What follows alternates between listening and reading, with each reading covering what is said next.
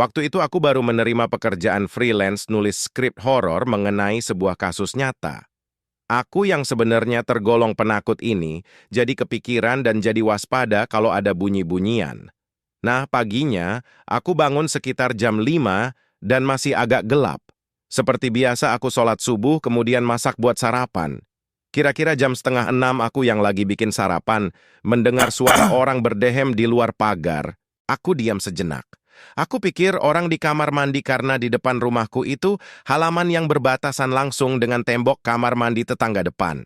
Tapi double dinding gitu, dan di antara tembok ini ada saluran air kecil yang memisahkan, jadi nggak nempel-nempel amat. Aku nengok ke belakang. Mana suami masih pup di kamar mandi lagi. Aku nerusin masak dan mengabaikan suara itu. Tapi kemudian pagar rumah kayak bunyi orang mau buka pagar tapi nggak kebuka, karena kondisinya emang masih kugembok. Aku ngelongok dari jendela buat lihat ke arah pagar, tapi nggak ada siapa-siapa di sana. Dalam hati aku ngebatin, masa iya ada setan pagi-pagi sih? Habis itu aku keingetan dulu di rumah ibuku ada kuntilanak kesiangan, jam 6 pagi udah terang dia baru ngikik. Aku jadi makin deg-degan. Aku balik masak lagi tapi kedengeran suara deheman lagi. Dan kali ini lebih besar. Kemudian dilanjut, aku langsung ngelongok lagi tapi nggak ada orang yang kelihatan. Aku makin deg-degan. Aku manggil suamiku, suami nggak dengar karena dia pup di kamar mandi yang di dalam kamar. Suara itu makin besar, bersamaan dengan bunyi pagar yang mencoba dibuka. Aku langsung matiin kompor dan berlari ke arah kamar sambil manggil suamiku. Papi, papi, aku teriak sekenceng yang aku bisa biar suamiku dengar.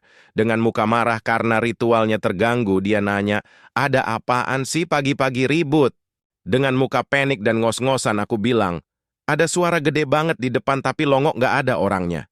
Suamiku langsung ke depan tanpa ragu, kemudian ia berbicara, tapi aku nggak lihat ada orang. Aku mendengar suami ngomong dengan nada marah, nggak ada, nggak bisa nggak dijual. Kemudian suami masuk lagi ke rumah. Aku nanya itu siapa, ternyata itu orang yang mau membeli mangga di kebun depan punya ipar, dan orangnya batuk, mulu kakek-kakek pula.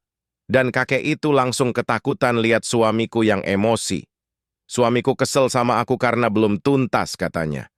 Mana saat itu suami keluar sambil pakai celana. Rasanya pengen ngakak saat itu juga tapi takut dimarahin suami jadi aku nahan tawa aja sebisaku. Sekian cerita dari aku. Kalau ada yang mau request cerita keseharianku lagi, tolong tulis di kolom komentar ya. Tolong like, share, dan subscribe. Terima kasih.